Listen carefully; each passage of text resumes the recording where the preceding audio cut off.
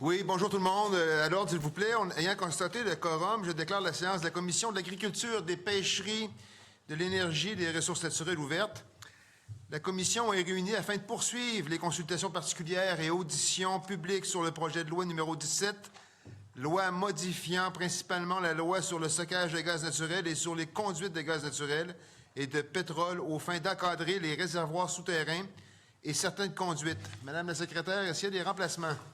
Oui, Monsieur le Président. M. Caron-Portneuf est remplacé par Mme Hébert-Saint-François, M. Fortin-Pontiac par Mme Mégran, Notre-Dame-de-Grâce, et M. Boisy, Maurice Richard par Mme Zaga-Mendez-Verdun.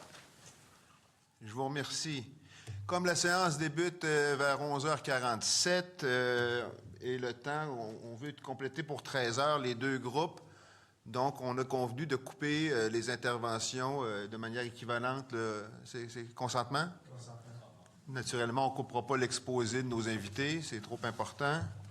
Pas que vos questions ne sont pas importantes, là, mais vous comprenez. Donc, ce matin, nous attendrons les organismes suivants, l'Union des producteurs agricoles et l'Union des municipalités. Donc, sans plus tarder, je souhaite la bienvenue aux représentants de l'Union des producteurs agricoles. Je vous rappelle que vous disposez de 10 minutes pour votre exposé, puis nous procéderons à la période d'échange avec les membres de la commission. Je vous invite à vous présenter et à commencer votre exposé. Merci d'être là. Oui, bonjour, chers parlementaires. Je me présente à Pascal Roux, le président de l'UPA, Abitibi-Témiscamingue et producteur de grains.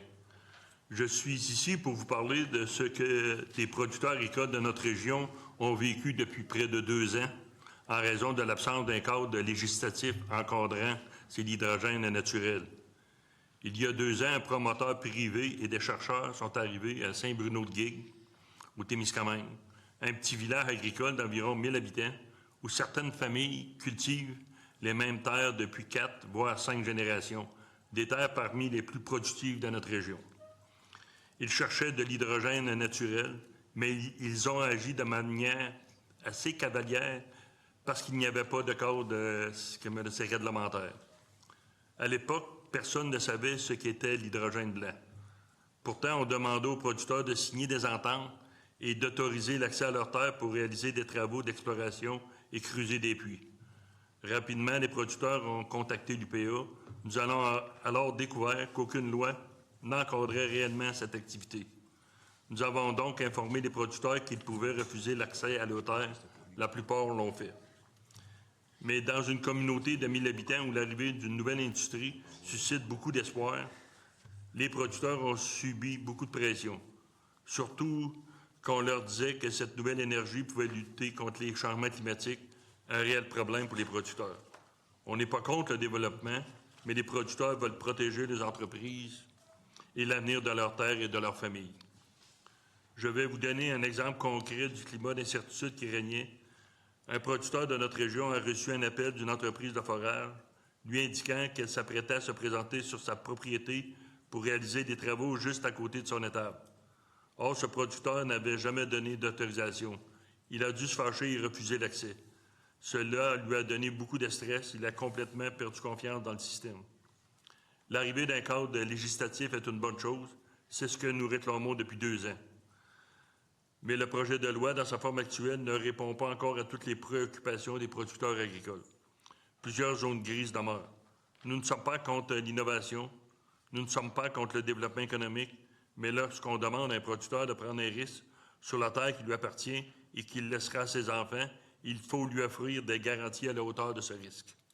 Je vais maintenant céder la parole à Martin Caron afin qu'il vous présente les améliorations que nous jugeons essentielles. Merci. Merci Pascal, Monsieur le Président, Monsieur le ministre et Mesdames et Messieurs les députés. Je suis accompagné avec David Touga, qui est agroéconomiste, et Isabelle McShane, avocate. D'entrée de jeu, comme Pascal l'a précisé, les commentaires vont porter plus sur les dispositions du projet de loi qui touche l'hydrogène naturel, soit appelé l'hydrogène blanc. L'UPA accueille favorablement la volonté du gouvernement d'encadrer cette nouvelle filière énergétique. Puis depuis 1 an, nous demandons qu'un cadre clair soit mis en place et d'éviter que des activités d'exploration et de recherche découlent d'un flou juridique.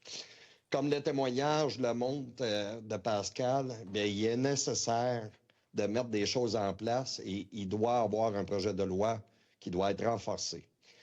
Ce que nous demandons, c'est que les règles soient claires, que leurs droits soient respectés et que les risques ne soient pas transférés aux entreprises agricoles.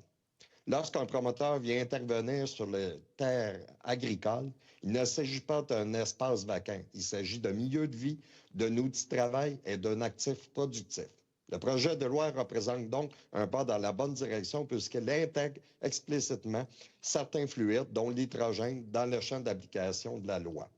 Toutefois, dans sa forme actuelle, il ne donne pas encore de garanties nécessaires pour protéger adéquatement les terres et les entreprises agricoles. Nos demandes s'articulent autour de 5 grands principes. D'abord, la protection en amont du territoire agricole. Un des éléments les plus préoccupants du PL est l'absence du mécanisme permettant de soustraire par défaut les terres privées, notamment agricoles, aux activités liées à l'hydrogène.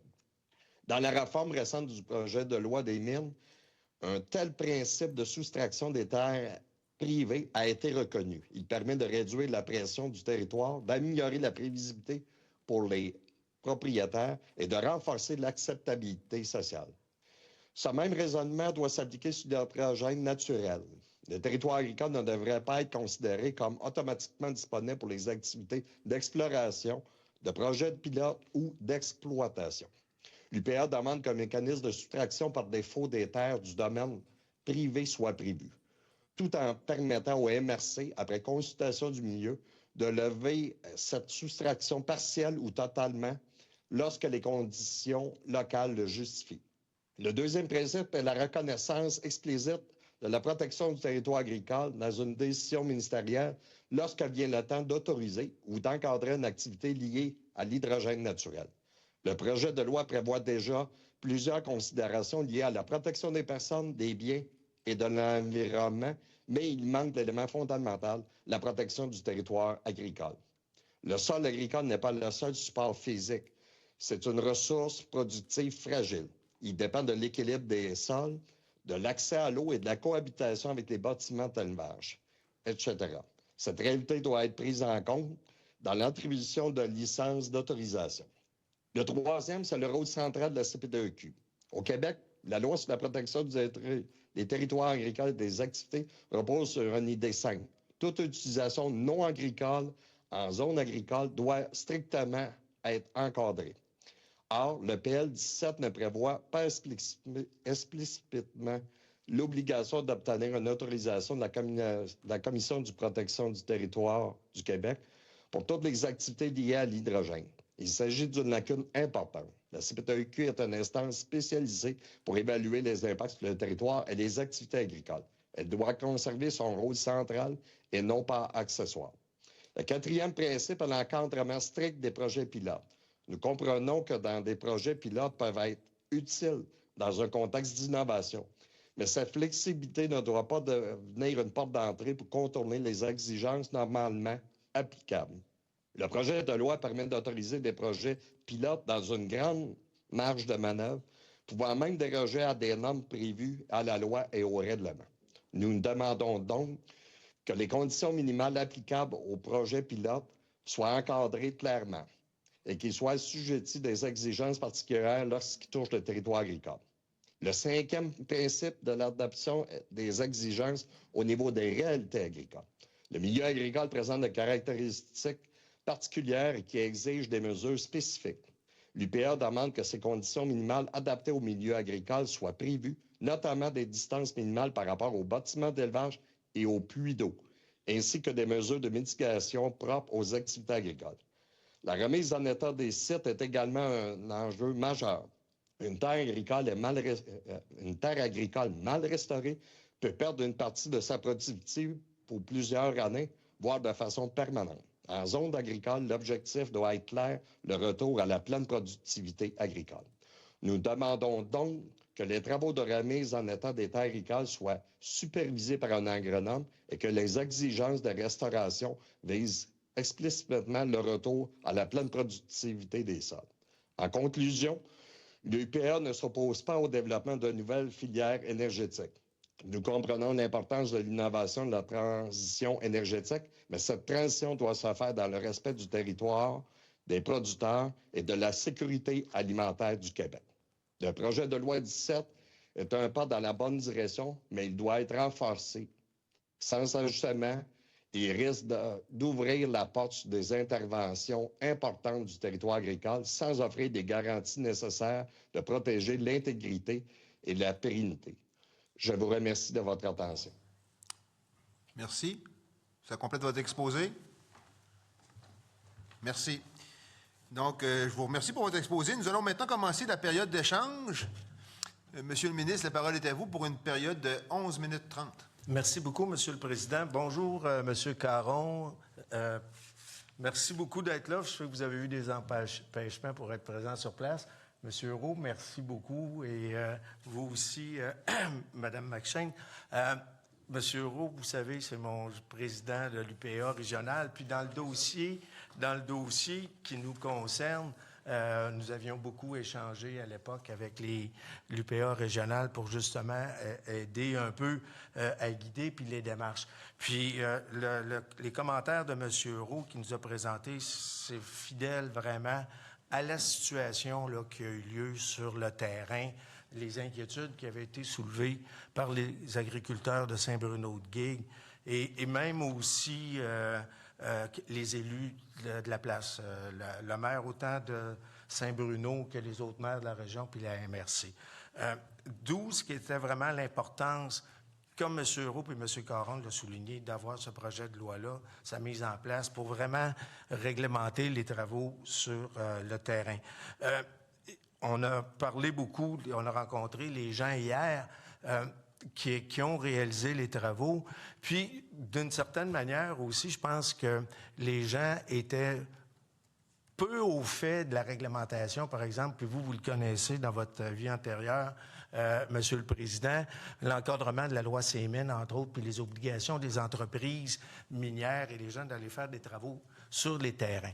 Alors, à cet égard-là, s'il y avait un parallèle à faire et la loi qu'on a, et éventuellement la future réglementation qui va être mise en place, devrait s'inspirer en grande partie de la législation, de la réglementation qui actuellement accompagne les entreprises minières pour les travaux en zone agricole, en zone zone verte, en zone zone blanc. Première question, puis vous déciderez, là, M. Caron, M. Roux, qui va répondre. Je vais vous laisser centre les deux. Vous avez, premièrement, les terrains privés. Les terrains privés, vous aimeriez qu'il y ait une soustraction faite comme dans le cas pour actuellement la loi sur les mines. C'est pas dans le projet de loi actuel, mais en ayant normalement un encadrement, puis on revient encore en qu'est-ce qui est terrain privé, la réglementation va exiger qu'il y ait des ententes signées avec les propriétaires terriens en terre privée avant qu'une entreprise réalise des travaux sur le terrain. Alors, si la réglementation vraiment confirme cet aspect-là, qu'une entreprise ne peut pas rentrer sur un terrain de propriétaire privé s'il n'y a pas d'entente dûment autorisée, est-ce que ce serait assez suffisant pour vous rassurer? M. Roux ou M. Caron? Je peux peut-être commencer, puis merci de la question, M. le ministre. Puis vous savez, si on l'emmenait du côté des mines, parce qu'on se disait c'était vraiment une plus-value de ce côté-là, d'avoir cet outil-là de prévisibilité. Parce que, comme Pascal l'a mentionné, les enjeux qu'ils ont eu les producteurs sur ce cas-là, bien, ils ont réalisé qu'il n'y avait pas toute l'information. Alors, je crois que nous, la demande bien précise, même s'il y a des ententes gré à gré, il faut avoir des balises. Puis je pense que les 5 éléments qu'on demande amènent cette prévisibilité-là et cette transparence-là pour l'ensemble et d'avoir cette connaissance-là. Je ne sais pas si Pascal ou d'autres veulent intervenir pour ajouter. Là. Bien sûr, au niveau des terres privées, s'il n'y aurait pas le droit d'y aller, bien après ça, il peut y avoir des consultations au niveau municipal Après ça, une vraie consultation pour dire à long terme, on veut-tu qu'il y ait de l'exploration dans ces sites-là, là. Mais avec la loi des mines, ça peut se faire de cette façon-là. Fait que présentement, là, au niveau des TIAM, là, parce que je connais un peu le système des mines, là, que ça pourrait fonctionner. Fait que là, les municipalités pourraient faire le travail pour dire on doit-tu autoriser une telle pratique. Monsieur Roux, il a déjà été maire. Ouais. Vous êtes maire encore actuellement? Non, je suis plus maire. Plus maire. Bon, mais vous avez, puis vous m'amenez sur une autre piste, les OGAT, les orientations gouvernementales en aménagement du territoire. Les municipalités, actuellement, justement, sont en train de délimiter, puis ils ont des obligations. Alors, qu'est-ce que vous soulevez là, les TIAM, qui est les fameux territoires incompatibles avec l'activité minière? Vous voudriez qu'il y ait quelque part quelque chose de similaire, puis qu'éventuellement, les mesures qui seraient prises tiennent plus compte des schémas d'aménagement des municipalités et en même temps qui a une gestion un peu du territoire agricole puis du développement de l'agro-touristique, etc. Est-ce que ça irait dans ce sens-là? Bien, possiblement, oui, dans ce sens-là. Là, je ne sais pas s'il y en a qui veulent répondre ou Benoît David, qui est très au courant de ce dossier-là. Là. Mais je pense que oui, ça pourrait répondre en grande partie, puis il y aurait une protection pour les propriétaires privés. Là. Parce que présentement, là, une compagnie peut arriver avec un tiret de la main, un petit choix, puis fait signer de quoi à des producteurs pour aller sur le terrain. Tandis que là, il y aurait un encadrement. Là. OK. Donc, idéalement, le gouvernement pourrait mettre des paramètres, même si on n'osait pas, mais moi, dans mon expérience d'industrie minière, on avait vraiment un cadre quand on arrivait chez un propriétaire pour, d'une part, les travaux qu'on allait faire et d'autre part, des mesures de garantie, de compensation financière.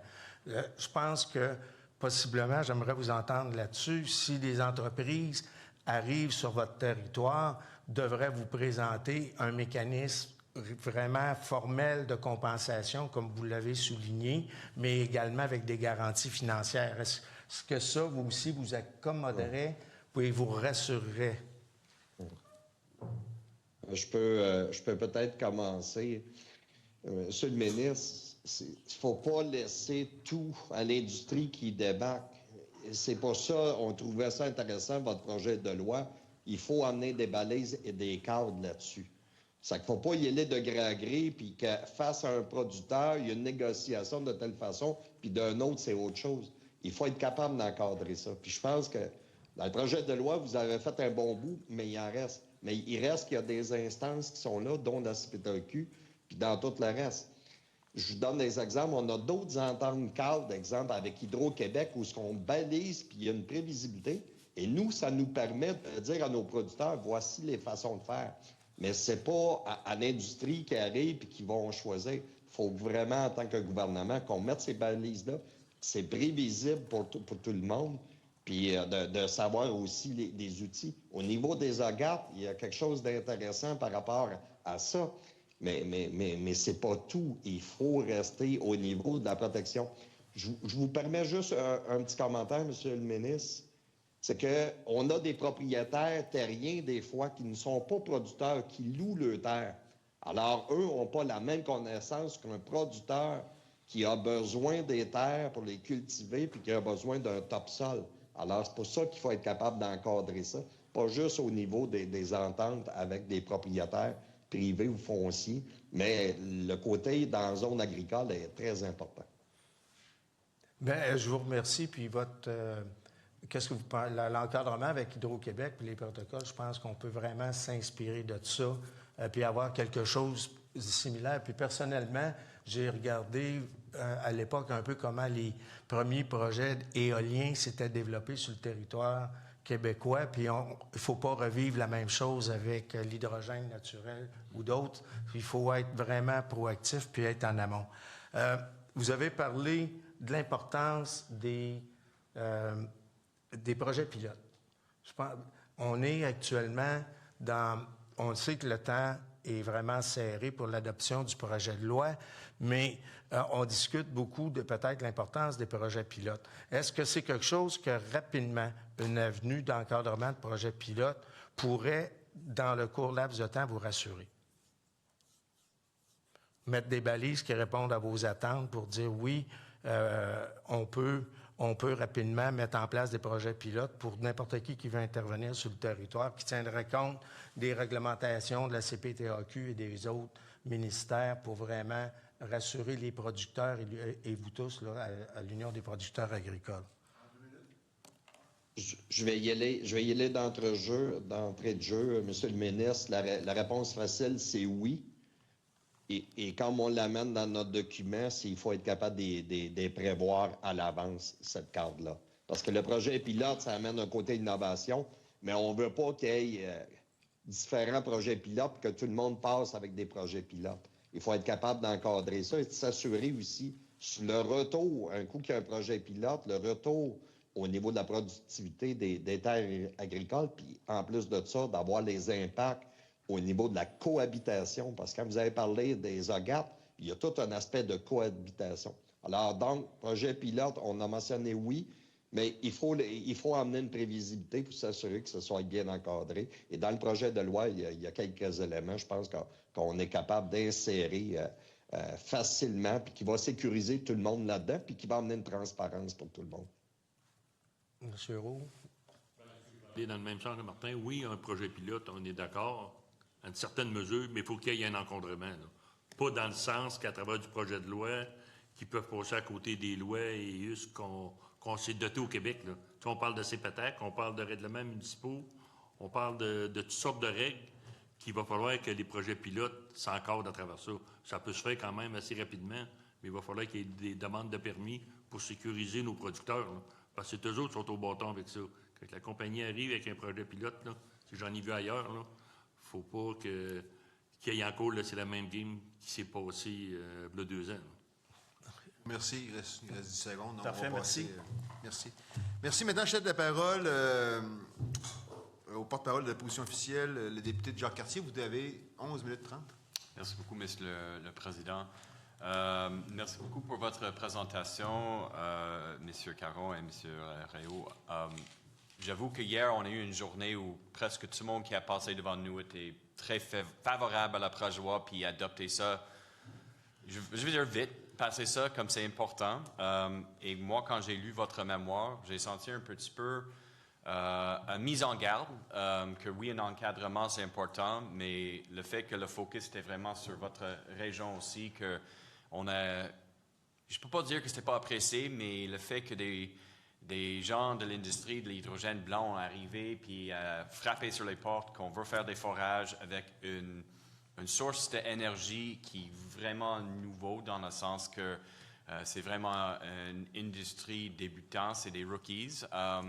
Alors, j'ai senti ça dans la présentation et merci. Je pense que c'est important aussi de rappeler aussi que c'est important d'encadrer ça pour les agriculteurs du Québec, mais aussi pour tout le monde en général. Mais je veux juste commencer, et peut-être, M. Caron, vous pouvez juste répondre à une question simple, parce qu'on vraiment doit juste prendre un recul, prendre le temps nécessaire pour s'assurer qu'on encadre bien cette industrie et d'avoir les bons amendements présentés en commission, que le projet de loi, dans sa forme actuelle, n'est pas suffisant pour protéger les terres agricoles du Québec. Bien, merci de la question. Puis on avait 5 éléments qu'on a emmenés dans notre mémoire.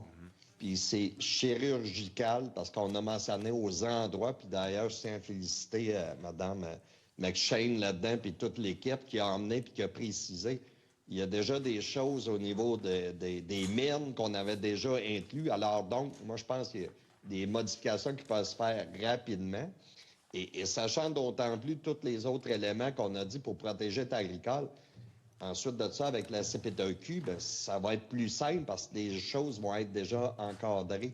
Et c'est pour ça, à la question tantôt sur des projets pilotes ou autres, il faut être capable de les encadrer avant d'arriver parce que sinon, on risque de l'échapper. Puis, comme on a dit, on n'est pas contre ce projet de loi-là. Puis, le côté hydrogène blanc, on n'a pas de problème. Mais il faut bien cadrer les affaires puis s'assurer transparence, s'assurer aussi de toute l'acceptabilité sociale aussi là-dedans. Mais je pense que les choses peuvent être modifiées très rapidement quand même, là, avec les propositions qu'on fait. Parfait, merci beaucoup. Puis aussi, je sais que votre mémoire a vraiment axé sur juste l'hydrogène. Est-ce qu'il y a une raison pourquoi vous n'avez pas prononcé sur le stockage de carbone ou quand même le stockage de gaz naturel? Je sais que ce stade ici, c'est des projets qui sont très précis dans les différents coins du Québec. Et ce n'est pas de dire que vous n'aimez pas ces industries. Ce n'est pas une question de mettre un conflit entre vous autres et eux, mais plus pourquoi vous avez pensé que ce n'était pas nécessaire de parler des autres types de stockage des forages dans le sol qu'on est en train d'étudier dans ce projet de loi? Je vais laisser aller soit David ou Isabelle s'ils veulent intervenir. Ben, en fait, je peux y aller. Dans le fond, on s'est vraiment concentré sur l'élément là, qui nous touchait vraiment là, à très court terme. Là. Je vous dirais que c'était un enjeu majeur, ce que les producteurs vivaient là, depuis environ 2 ans au Témiscamingue. Puis, dans le fond, on a voulu mettre vraiment nos énergies là-dessus. Je comprends que le projet de loi ratisse beaucoup plus large que ça. Je vous dirais qu'on n'a pas été confronté directement à d'autres activités qui sont liées plutôt au stockage. On sait déjà qu'il y a des puits qui existent un peu partout. Ces puits-là existent déjà. Il y a déjà des infrastructures. Si on utilise les puits existants, je vous dis, pour faire ce stockage-là, donc il y a déjà des infrastructures en place. On voyait ça peut-être moins pertinent à court terme d'intervenir là-dessus, alors que nos producteurs, ce qui vivaient au Témiscamingue, c'était quelque chose qui nécessitait toute notre attention, d'où le pourquoi que notre intervention était plus ciblée, là. Parfait, oui. Puis j'imagine on a eu beaucoup de discussions autour de la géologie du Québec, aussi le stockage, par exemple, de carbone. Ça arrive souvent dans les différents types de géologie que les terres agricoles, mais quand même, le gaz naturel, c'est un peu différent. Mais merci pour préciser ça. Une autre question, quand j'ai lu votre mémoire, je sais que le ministre a touché un petit peu sur cet enjeu, mais c'est la relation avec les municipalités. Puis aussi pour bien s'assurer, parce que c'est un gros élément après vous autres, ça va être l'intervention à la présentation de l'UMQ. C'est bien de s'assurer que ça marche bien entre les municipalités et vous autres, mais ça, c'est déjà le cas. Comme quand un projet arrive dans votre région, dans votre coin, souvent tout le monde est mis autour de la même table. Alors, il n'y a aucune raison de craindre que qu'est-ce que la municipalité veut faire avec le développement économique va être pas en conflit avec les besoins du secteur agricole. Oui, exactement. Puis, on parle quand même de 2 ressources très importantes au niveau du Québec. On parle de l'eau puis des terres agricoles pour nourrir les gens. Et je pense que ce soit au niveau des municipalités ou des villes, on a cette même préoccupation-là.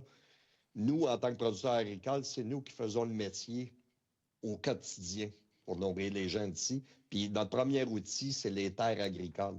Et le deuxième, c'est l'eau. Alors donc, c'est pour ça qu'on est là, mais toute cette cohabitation-là au niveau de l'aménagement du territoire est très importante au niveau des usages. Alors, c'est pour ça qu'il faut se cadrer. Puis je le rappelle, on l'a mis dans le mémoire, il y a 4 de la zone agricole, la zone verte au Québec, mais il y a 2 qu'on cultive, là. Ça, c'est un des éléments assez importants. Puis si on prend soin de ceux qu'on aime, ben il faut prendre soin de ceux qu'on sème, qui sont les terres agricoles. Merci beaucoup, c'est super intéressant. Et M. Réau, peut-être une question plus précisément pour vous. L'expérience de vos membres, après qu'il y a eu des forages, est-ce que beaucoup de travaux ont été faits sur leur terrain? Est-ce que c'était un petit forage? Parce que hier, on a eu une présentation d'une entreprise d'hydrogène blanc, puis selon eux autres, dans 5 ans, tout va être réglé sur la question climatique. J'aime leur énergie, puis eux autres, ils croient vraiment dans leur technologie, mais quand même, après l'expérience avec certains gens qui ont frappé sur la porte de vos membres, est-ce que leur expérience était négative? Est-ce qu'ils ont vu qu'est-ce qu'ils ont essayé de tester? C'était comme trop invasif sur la terre. Peut-être vous pouvez comme juste expliquer leur expérience individuellement si c'est possible. C'est sûr que les expériences au niveau physique sur le terrain, il n'y a pas tant d'impact que ça, mais c'est les impacts futurs qu'on ne sait pas. avec des forages comme ça, avec des gaz qui s'échappent, au niveau de toucher la nappe phréatique, ça va être quoi pour le futur? Puis les trous qui ont été creusés, les puits, là, c'est-tu le producteur qui va être pris avec pour aller le sceller dans 10 ans ou 15 ans, si le ministère de l'Environnement dit, bien, si vous allez sceller ce puits-là, parce que c'est une compagnie X qui l'a fait, puis soit qui ont fait faillite ou n'importe quoi, mais c'est encore le producteur qui va être au bâton avec ça, là. Puis c'est lui qui a toujours la charge chez eux que ce puits-là, il est creusé. Parce que c'est comme un puits d'eau, là.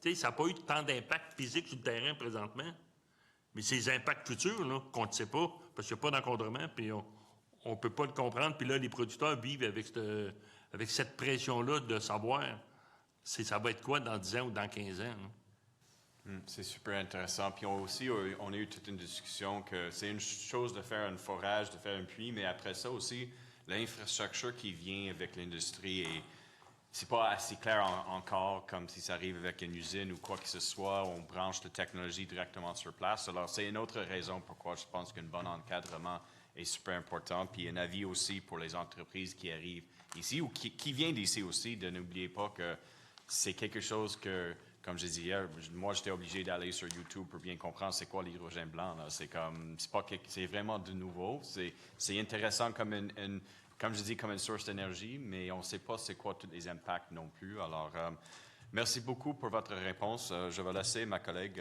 poser une couple de questions. 2 minutes 30.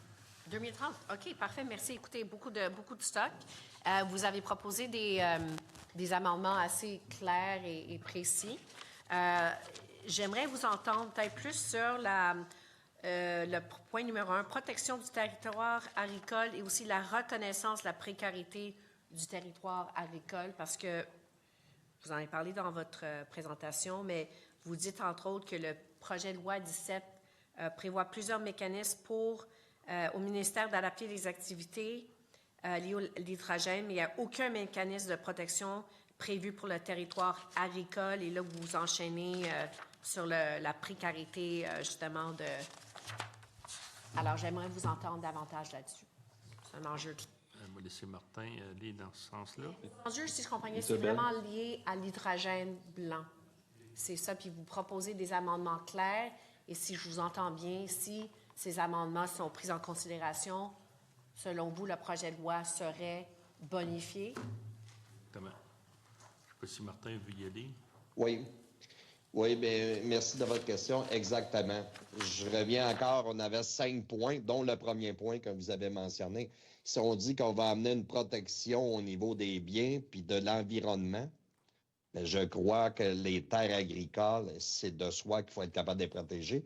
Puis comme ça a été expliqué, c'est toute cette cohabitation-là qui se fait ensuite de ça. Alors donc, oui, les 5 éléments qu'on demande, je pense que c'est facile d'insérer ça directement au projet de loi, puis ça va amener une prévisibilité, une sécurité pour l'ensemble, puis on va avoir toute cette même vision-là de développement, puis de la façon qu'on va le faire, et ça va faciliter l'acceptabilité sociale pour tout le monde, pour l'ensemble du Québec, là.